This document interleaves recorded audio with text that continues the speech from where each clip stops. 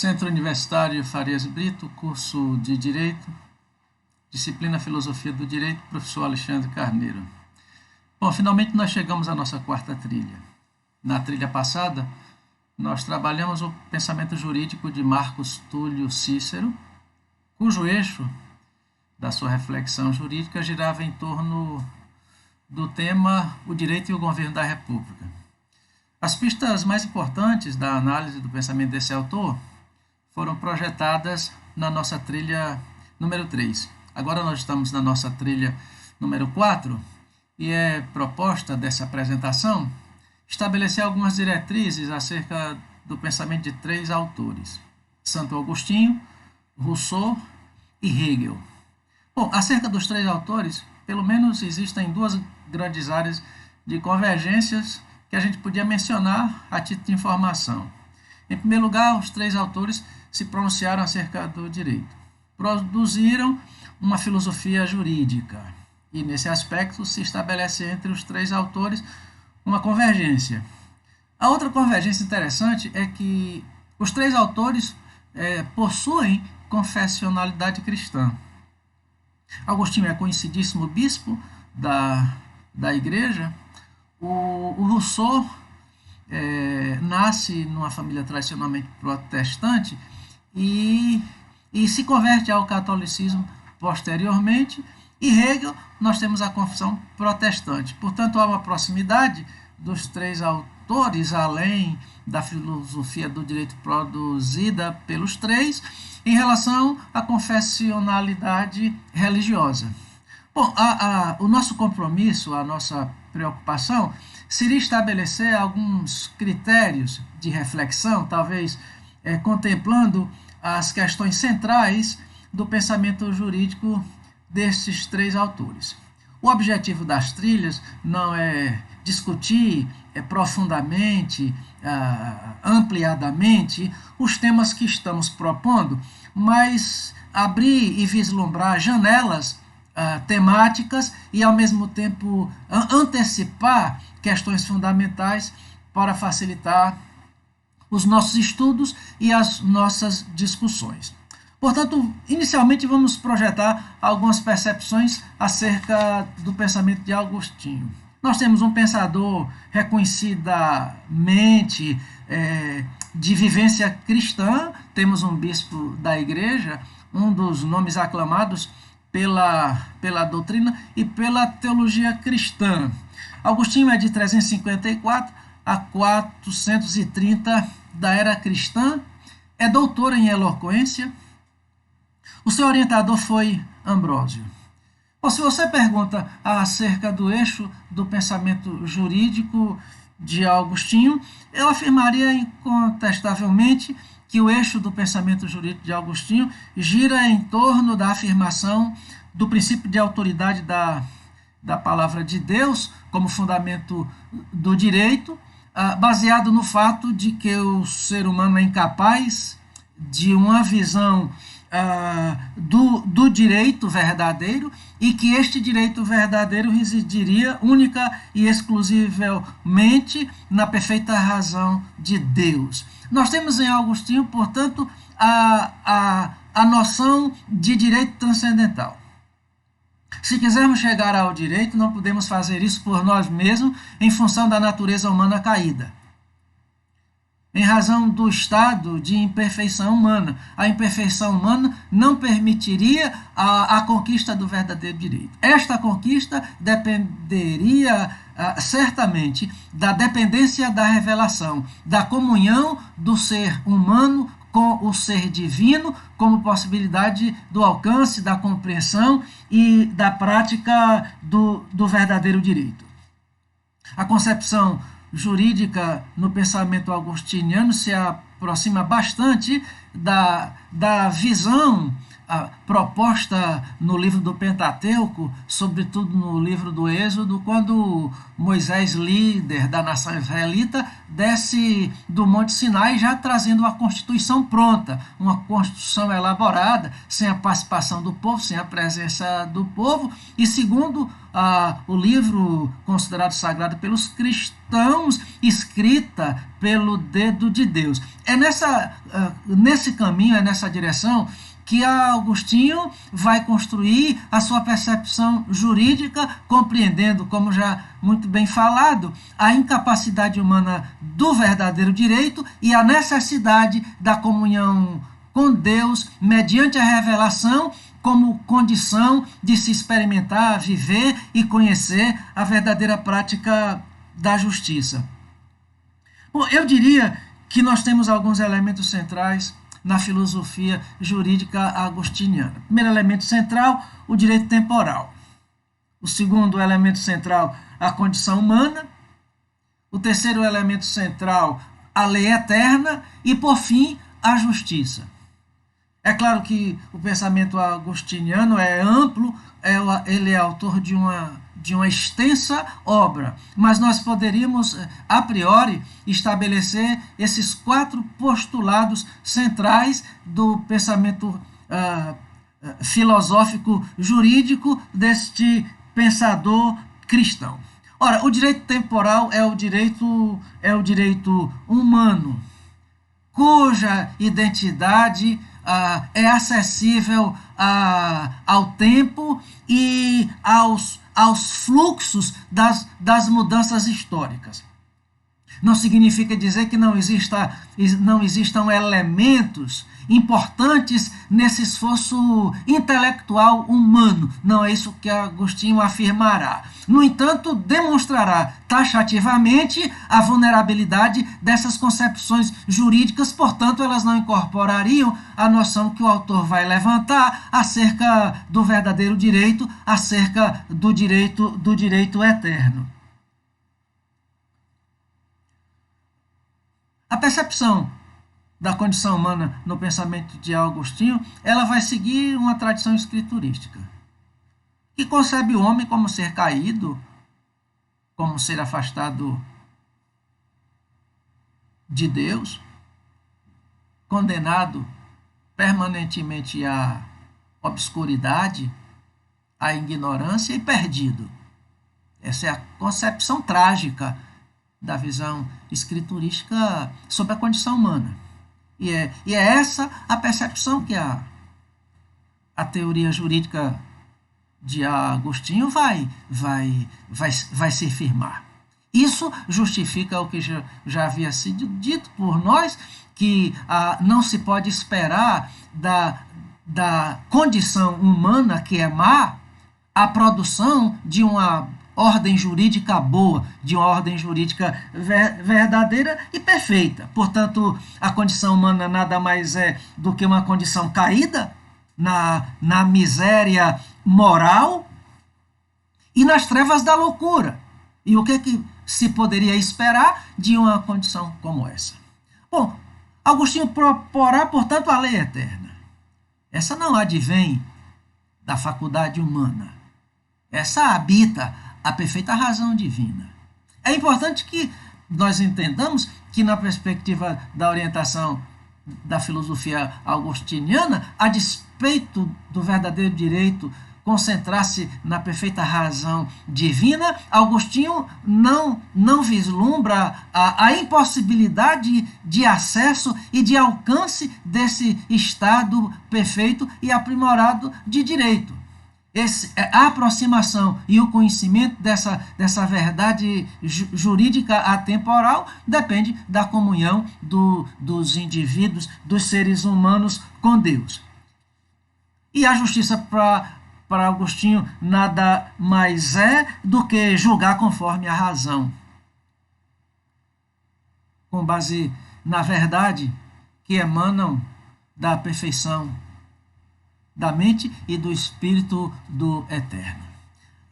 Será importantíssima a reflexão que nós faremos no pensamento de Agostinho, sobretudo porque nós deveremos inevitavelmente ser motivados a pensar nos obstáculos e nas contribuições da visão religiosa na constituição da ordem jurídica. De que modo a religião, o pensamento religioso e as crenças religiosas podem contribuir e de que modo as crenças religiosas e o pensamento religioso podem obstruir a construção de uma ordem jurídica. Será certamente uma discussão interessantíssima que nós faremos amparados na filosofia do direito agostiniano. Muito bem, Jean-Jacques Rousseau é de 1712 a 1778. Nós temos um pensador extraordinário, considerado um dos maiores influenciadores do pensamento não apenas francês, mas europeu do século XVIII. Teve uma vida bastante marcada, perdeu a sua mãe no nascimento, já algum tempo depois perde o seu pai. A sua educação fica por conta de um pastor, de um ministro protestante. Foi perseguido na França, teve que fugir para a Suíça e depois para a Inglaterra, retornando posteriormente à França. As suas ideias sobre o contrato social foram condenadas pela igreja. A sua defesa acerca das artes também foram condenadas. Foi um autor bastante questionado e controvertido, abandonado inclusive por seus pares, Diderot, de Lambert. Com o próprio Rumi, que o acolheu na Inglaterra, ele acaba se distanciando. Trata-se de um pensador atípico, mas de uma capacidade extraordinária de conhecimento da natureza humana e das desigualdades entre os homens. Bom, o que dizer da filosofia do direito em Cícero? Nós não poderíamos deixar de anotar que o eixo do pensamento de Cícero, o eixo do pensamento jurídico de Rousseau gravita em torno do tema do direito como expressão da vontade geral nos termos do contrato social. O Rousseau é contratualista e ocupa lugar entre com outros dois contratualistas, o Hobbes e o John Locke. A visão do contrato no Rousseau a despeito de ser uma visão contratualista do Estado da política, mas é diferenciado dos dois autores. Em Hobbes, a força do contrato reside no Estado. No John Locke, a força do Estado reside na sociedade civil. No Rousseau, nós temos uma ênfase voltada para o cidadão, para a autonomia do cidadão, de tal modo que, em relação ao contrato social, em Rousseau não se renuncia a liberdade alguma, porque não é possível ao indivíduo, ao ser humano, ser inteligível, renunciar à sua própria liberdade, uma vez que a renúncia da liberdade, isso impediria, isso obstacularia o aparecimento do próprio Estado, que é fruto da liberdade humana. Portanto, nós temos um autor que pensa o direito a partir da ideia do contrato social. O contrato social é um tema controvertido para alguns pensadores. Alguns autores acham que o contrato é utopia. Eu, particularmente, entendo que o contrato é uma das mais vigorosas categorias para a percepção da política e do Estado. Me parece que o contrato está presente em tudo aquilo que a sociedade faz enquanto fenômeno coletivo. Trata-se, na minha opinião, de uma categoria vigorosa para se entender a política, o jurídico, as relações sociais. Muito bem, a origem da lei e do direito é o contrato. Ela está voltada para legislar a vontade geral e não a vontade individual. Não existem leis para um indivíduo. A lei, portanto, é um instrumento universal, é um padrão moral que pretende a universalidade. Uma das mais interessantes definições de lei eu encontrei no Rousseau, no contrato social. Porque se você pergunta para o Rousseau, bom, o que é a lei? A resposta incontestável do Rousseau será que a lei é a vontade geral estatuída. Isso é muito interessante. A capacidade de tornar estatuto aquilo que representa a vontade geral. O que significa dizer que, na perspectiva russoniana, nenhuma lei pode enfrentar ou pode afrontar a vontade do povo. Tanto é que o Rousseau vai afirmar que a relação entre lei e sociedade é de criatura e criador, e vai levar isso à mais radical extensão quando diz que se o povo quiser pode criar leis para o seu próprio mal. Eu diria que uma das questões que nos prenderia às discussões acerca do pensamento jurídico de Rousseau vai nos arremessar para a quádrupla tipologia das leis. E a gente vai poder se deter e de alguma forma demorar o tempo suficiente na reflexão sobre essa quádrupla tipologia. Como é que o Rousseau percebe as leis humanas? Ele vai propor as leis fundamentais, que também podem ser entendidas como leis políticas, que regulam a relação do todo com o todo, portanto, da sociedade com o soberano. Ele pensa as leis civis, que legislam o relacionamento dos membros do corpo entre si e do indivíduo com o corpo todo. Ele menciona as leis criminais, leis específicas que tratam especificamente da desobediência do indivíduo até a conclusão da pena. E por incrível que pareça, a tipologia rousseauiana inclui a quarta forma de lei, que ele vai propor como sendo lei de usos e costumes. Segundo ele, a verdadeira lei, aquela que não se inscreve em metal, nem em mármore, mas está escrita nos corações. E segundo ele, enquanto as demais leis fenecem, envelhecem, perdem vigência, essa fonte dos usos e costumes revigora permanentemente e revigora e inova as demais, afirmando o autor que os usos e costumes representam o próprio espírito da constituição de um povo. Nós faremos, portanto, uma breve passagem no pensamento jurídico do Rousseau, e a base da nossa reflexão, toda ela consistirá os textos do contrato social e da desigualdade entre os homens. O nosso terceiro autor desta quarta trilha é Hegel, considerado talvez um dos maiores filósofos da modernidade, e divida com Kant esse mérito. De 1770 a 1831.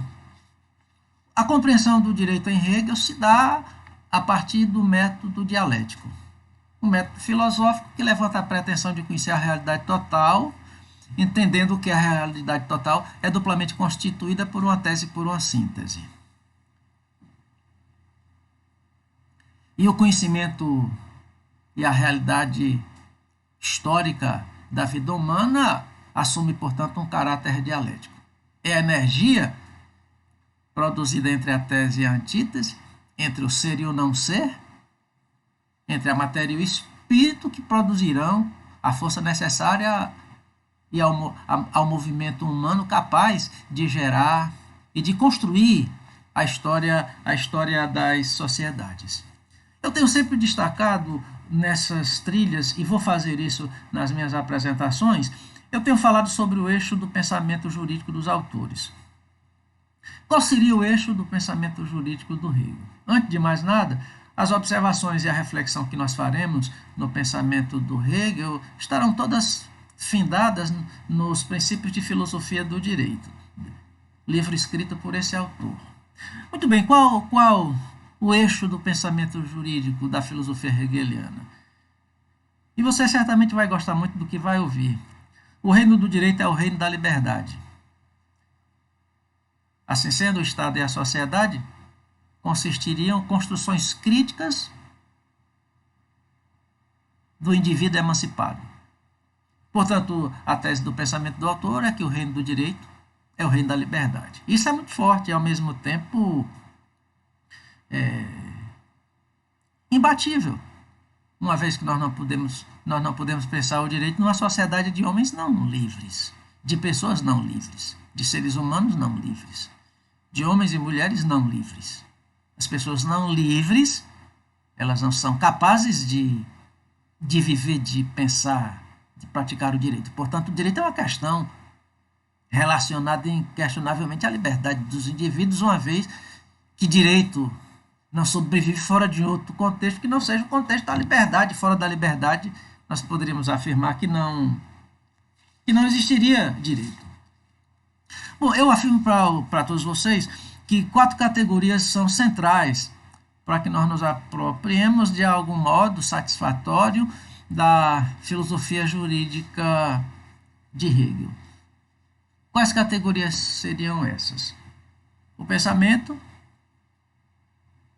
a liberdade, a vontade e a propriedade. Eu penso que essas 4 categorias cumprem a função de nos dar domínio e apropriação das bases da reflexão filosófico-jurídica de Hegel.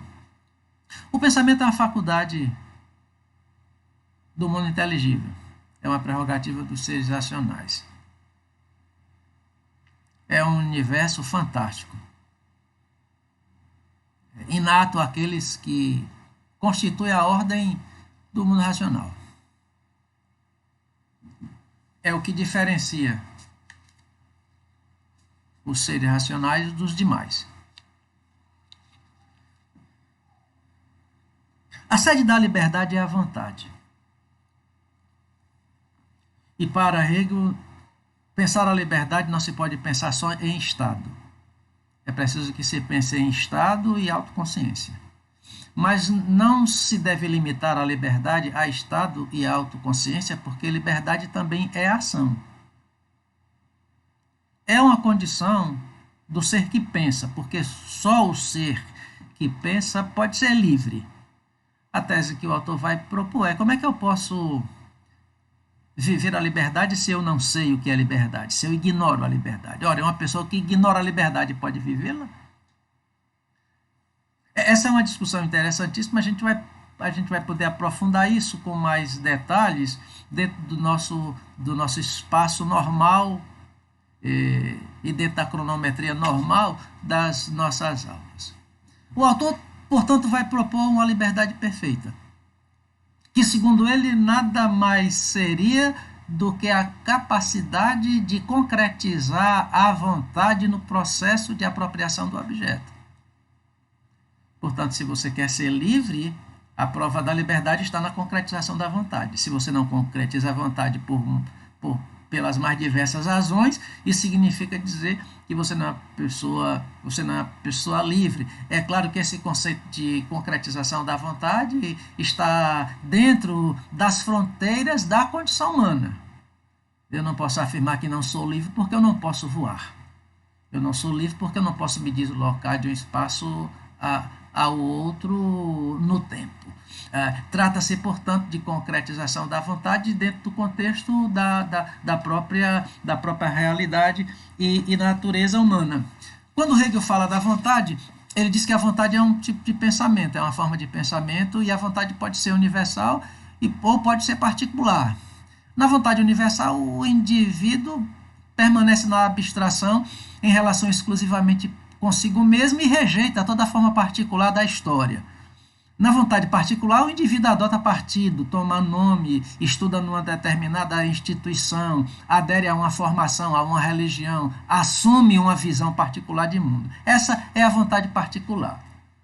A grande questão, pelo menos uma das grandes questões trabalhadas por Hegel dentro desse campo de discussão, é se a vontade livre é capaz de produzir a ordem jurídica. Ora, a vontade livre do indivíduo está voltada para o objeto, portanto, a vontade do indivíduo nada mais faz do que tornar o indivíduo proprietário, que é uma relação especial e particular da pessoa com a coisa.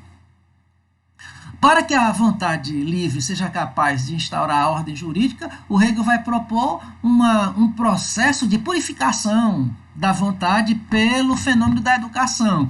A gente vai poder efetivamente discutir melhor esses termos em sala de aula, mas desde já eu anuncio essa questão que me parece fundamental. Bom, finalmente, as discussões hegelianas sobre propriedade partirão do princípio de que a propriedade é um fenômeno particular de relação entre pessoa e coisa.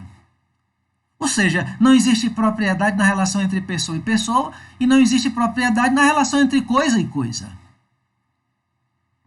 A propriedade é um fenômeno, é um evento possível na relação entre pessoa e coisa. Isto porque a coisa é desidratada de substância, ela não tem vontade e por isso o indivíduo pode transportar para a coisa a sua própria vontade. Bom, os princípios de filosofia do direito do Hegel estarão norteando as nossas discussões sobre seu pensamento, chamando a sua atenção que nesta trilha nós apresentamos em linhas gerais o que nós discutiremos no pensamento jurídico filosófico de Agostinho, de Rousseau e de Hegel. Até a nossa quinta trilha.